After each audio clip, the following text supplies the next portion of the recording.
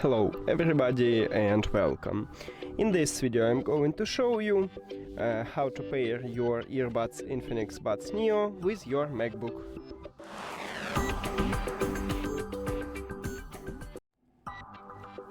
You have to start by click at the Bluetooth button at the top. But if you don't have this button, just go to the control panel and click at the Bluetooth here. Then go to the settings. After that, you need to open the charging case and remove your earbuds from the charging case. These earbuds enter to pairing mode automatically and you will see them at the device list, and right here we have it.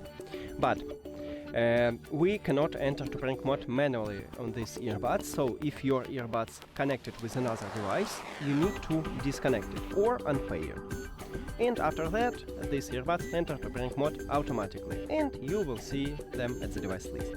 Right here we need to click connect near to your earbuds. And that's it. Thank you for watching this video. If you found it helpful, please consider subscribing to the channel and leave the like on the video. See you later!